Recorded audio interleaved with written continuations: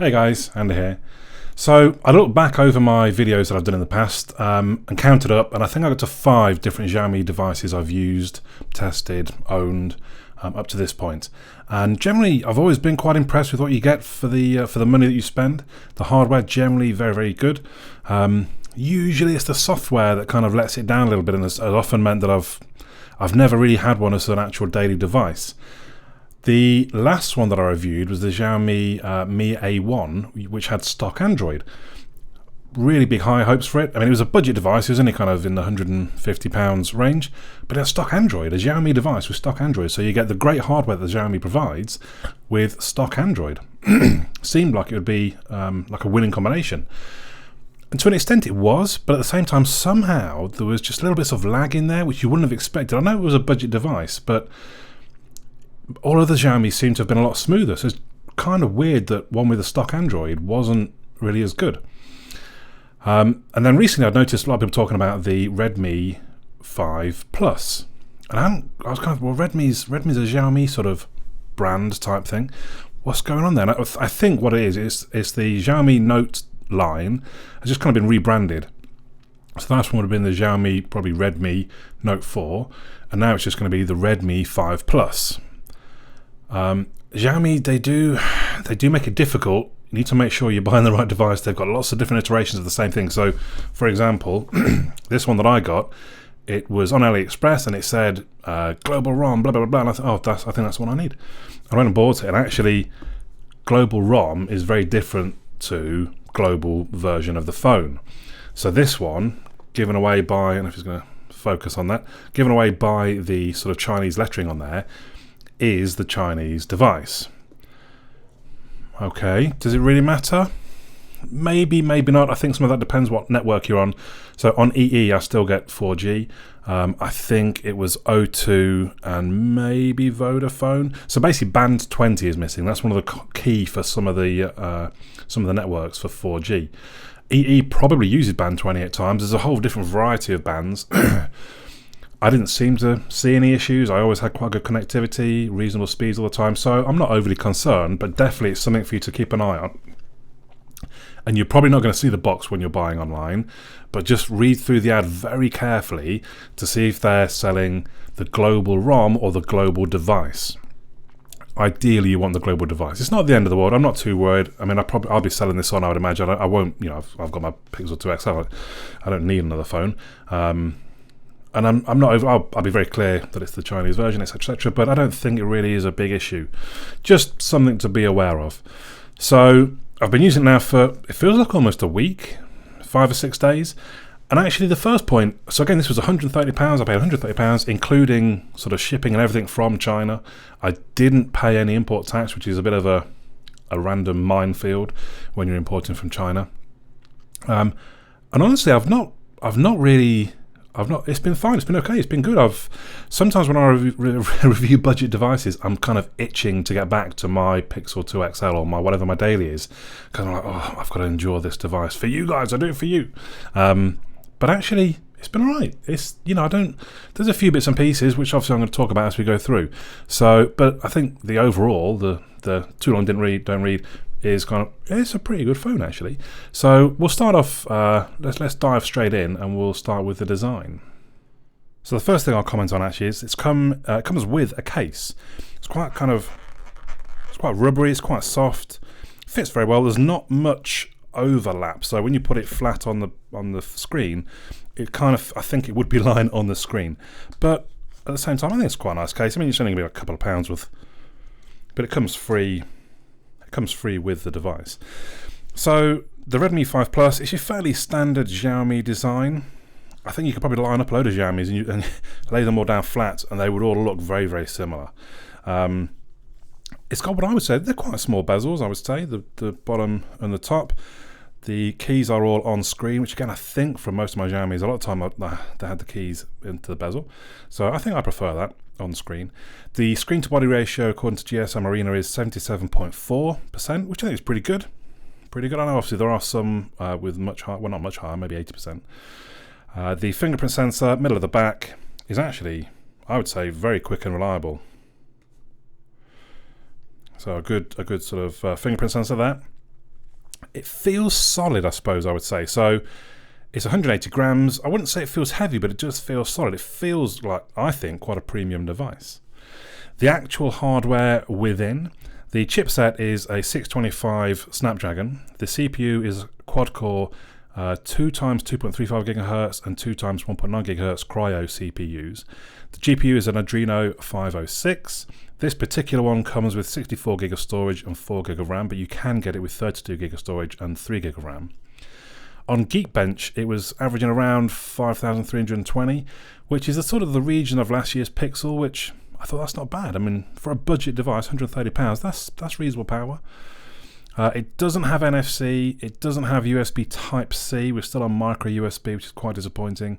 It doesn't have wireless charging. I don't think it even particularly has fast charging. So there are some negatives there. Personally, I think they're all forgivable for a cheap, I get all these messages coming in, for a cheap £130 phone. It does have a hybrid dual SIM, so in the slot there you can have a SIM and a micro SD card, or you can have 2 SIMs. It's actually also as well, I know a lot of people don't care, but it's got a very good loudspeaker. Although there's 2 separate grills, there's only 1 speaker. But it did very well on my testing. It was averaging at 87 decibels. It was up in the sort of the top end of things in my tests. The screen is 5.99 inches. It's 1080 by 2160. And generally, and that's 403 pixels per inch. It's got Corning Gorilla Glass, although we don't know which sort of level of Corning Gorilla Glass. I would generally say it's got sort of reasonably good viewing angles. I mean, not amazing, but, you know, pretty good. The colours are generally quite strong and clear. And on my testing, it came out at 598 lumens, which is sort of middle of the pack. It's not bad. So some cheap phones are down in kind of the low 500s, 400s even. And then the more expensive phones are up over 800 now. But basically 600 is not bad. So I would say the screen generally is quite good.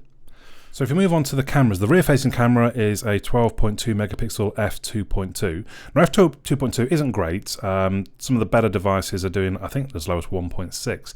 Lower the better. The lower means more light can get in. So 2.2 means it's not going to do great in low light conditions. We'll see that shortly. The front-facing camera is 5.5 megapixels. It can still do 1080p video. The rear facing goes up to 4K. It also has HDR, which is okay. Again, we'll see that shortly. It has smart detection and age detection. Now, I want to see if I can show you. I've moved the camera to the side and angled it slightly, so hopefully we can get my face. There we go. Now, can you see that on the camera? It's 51. Let me look more directly at it. Can you see that? Well, I don't know if you can. It guesses my age, which I think is quite clever. 49, 47, I'm not looking good today. So I did 45, I'm actually 43. That's not bad though. Now, other times I've used it, maybe if I smile, look happy, it doesn't know what I'm doing now, it thinks I'm crazy, 52. That's a bit worrying almost though. It did, when I did this the other day, it thought I was like 37, 38, 30, and that sort of thing. So, I mean, it's not great. Again, maybe it's just because, yeah, there we go, 41, 37, can you see that? 46, 43, 39. I think that's quite impressive though. Generally, it's in the right ballpark. So I don't, surely that sort of tech's going to be coming soon to supermarkets. So people trying to buy alcohol and cigarettes and things, they just got a camera pointed at them. So let's look at some of the pictures and video that the cameras can take. So let's start with some photos taken in good conditions. We're outdoors, there's reasonable light. I think they look all right. You know, this picture is a nice bit of sort of pinky purple to it. It's nice and sharp. This one is slightly overblown. It's slightly like the sky's blown out a bit. It's just a tough photo, that one, to be honest. Then we move into sort of a bit later in the evening and things start to get a bit darker, and that's where you start seeing the image quality deteriorate. So this one, literally, you know, when it's dark, it's not a great photo, if I'm honest. It's a little bit blurry. It's tough, but then we come back indoors. So indoors photos, reasonable, not too bad. That's reasonably crisp. There's a good bit of light for that one, I suppose. Now we see the HDR. No HDR in this photo. You'll see the sky becomes a little bit more detailed. Not a great deal. The HDR, not a huge big difference really to be seen there. Then we're going to move into video, and I'm just going to let you listen to the audio for a brief moment here.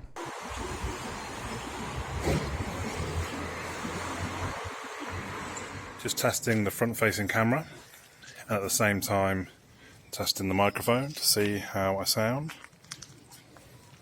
and see how I look, I suppose, as well. So I just thought it's really interesting. The first one, I think, is a problem I had with the Mi A1. I guess it can't cope so well with the wind noise, and actually almost sounds like you're filming underwater.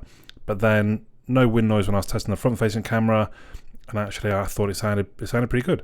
So the camera it's all right. It's in good conditions. It's pretty good. As you start getting darker, the quality wears off. So if we talk about the software, this is where I think Xiaomi have always kind of let themselves down a little bit, because they insist on using this MIUI. I think we're up to MIUI 9.5. There we go. Like you can see it there, and you can see this device is running 7.1.2 version of Android. All the other information, 4 GB RAM as I mentioned, octa-core CPU, etc., etc. So I still think, in fact, actually, we should go back into the settings. I think it's a prime example of why, or one reason I don't like them skinning it like they do. So doing my battery test, I was trying to find how to stop the screen timeout. So I went to display, and it's not there. Why is it not there? Oh goodness. So in the end, what did I search in the end? I think, I can't even remember now. Was it time? Oh, maybe not. I don't know. I don't know. Anyway, and I did find it it was in the lock screen and password, I think. Sleep, there we go, look. Why is it in there? It's not in there in any other version of Android, I don't think. Anyone else's skin. I don't know, it just seems a weird place. And generally, I just find the settings quite a maze. So there's no always on screen, which you'll notice there, but for the amount of times I've tried to look through the settings just to check, because I feel like it could be hidden somewhere. I just kind of feel like it could be hidden somewhere in the settings, because it's just such a maze of settings. So, well, we'll come to the battery soon, but just trying to check. So you have to go twice to get to the actual battery, and then battery use, and even then you don't get to see kind of your usage time. So you go up to the clock, and finally we get to see that we've been on for 21 hours. I mean, how many different screens is that going through? 5, 6? It just, why did they do it? Anyway, on the other hand, it generally looks quite pretty. So did you see how it kind of comes in and out of the settings, and the little cog was spinning then? Do you see that? Things like that, and if you've got a notification for one of the apps that's on your screen, it will put a number next to it saying, so you know. I think that's an iOS type thing. Never really having used or owned an iPhone, I don't entirely know. But Xiaomi, they do like to try and be just like an iPhone. Again, why Android these days is fine, is very good. Why you need to try and copy iOS, I don't know. But as I say, so generally it looks quite pretty. You've got the settings. So we've got this one and this from the side. Look, can slide. So many different things that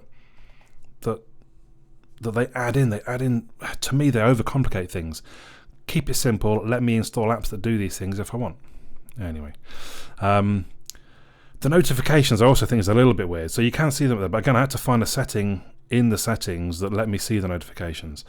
You might see as well there. I think am I on silent mode?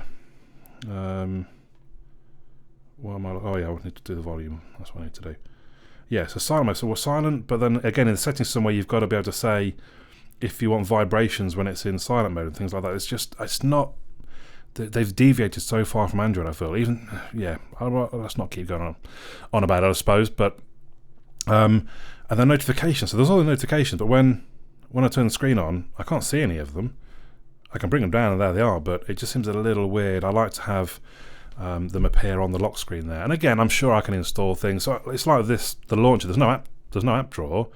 You install an app, and the icon appears on your desktop, or on your home screen. Sorry. Now I can install Nova Launch, obviously, but for the purpose of the review, I've stayed to what Xiaomi have given me, sort of thing. The other weird thing, the amount of times I've tried to dismiss, obviously it's going to work fine for me now. The amount of times I've tried to dismiss a notification, I end up scrolling up or down as well. I've never had that with the device, and it just seems a little bit weird. Yeah, working perfectly for me now, obviously. Just a little bit weird. Generally, though, it is actually quite smooth. I don't think at any point have I noticed their lag coming in and out of things, which was the big issue with the Xiaomi Mi A1. Actually, this has been really quite smooth and a pleasure to use. It does seem to aggressively shut down apps. So I use WhatsApp on my computer on the desktop, and it needs to go through your phone, obviously. And I'd started WhatsApp up. Oh, it does have double tap to wake, he says, and then it didn't work. And I started WhatsApp on my computer, and it was saying it couldn't connect to the phone. I had to literally, even when I unlocked the phone, it wasn't doing anything. I had to literally go into WhatsApp, and then all of a sudden the computer connected almost instantly. So I feel like Xiaomi's MIUI shuts down things in the background to try and help with the battery, which takes us on to the battery. So it's a 4,000 milliamp hour battery, which obviously is pretty hefty. And I'm a bit confused now by the results. So I was off last week, I was off work, and I was sitting about the house a lot of the time. And it was lasting 2 days. At one point, I think I went 2 days, and it was still on 30% left. It said literally 2 days, 1 hour, 30% left, you could go another day. Wow. But then I've been back to work the last couple of days. So, I mean, I suppose I've just shown you. Again, I've got to find our way through to battery, power. So we're at 49% now. Usage time is 12 hours. I don't quite know what it means by usage time. But if we see... So I've not charged for almost 22 hours. So that's not bad. We're only halfway through 22 hours, but we're not going to get the 3 days that I was getting previously. I think we can check the screen on time here. So screen on time, I'm not a heavy user in that respect, 2.5 hours, but I do use podcasts and music and things. And again, when I was on my days off, on my week off, I was going to the gym in the morning, which is normally the battery intensive thing. I was doing that, and it was still lasting the three days. So here it is telling me the different apps that are consuming a lot of energy. So it does all bits like that, and offers to add 15 minutes is optimized thing. It does all these funky little extra things, which I don't really want. So let me install those things myself. Anyway, where was that? So yeah, just a little strange how I seem to see two different sides of it. I say two different sides. Like I said, it is very good. We've almost done a whole day, and it's only halfway through. The problem is, though, as well as the charging.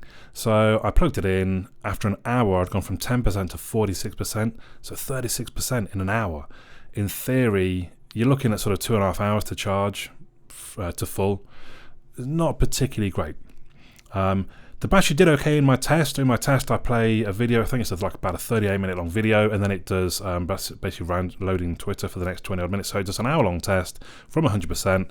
The Redmi 5 Plus was still on 92%, which is not bad. It's kind of tied for third with about 8 other devices. So it is a reasonably strong battery, and I have seen a lot of reports saying that actually the battery is really very good. And I've not seen anything to suggest otherwise, basically, I suppose. Hackability. There do look to be a variety of different options on XDA developers. There's a custom recovery, there's custom ROMs. You do need to ask Xiaomi to unlock your device for you. And at one point it says use your real name. It only works if I put just my first name in, so bear that in mind.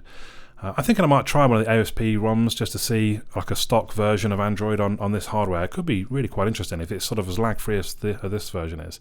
So there do look to be quite a few options, and Xiaomi don't seem to be against you trying different ROMs. So what's my conclusion? I think, as always, it is very good hardware. You're not going to find better hardware for £130. I think the screen's actually very good. Again, you wouldn't recognize it as a budget device looking at the screen. Neither would you sort of just operating it. It's very slick and fluid.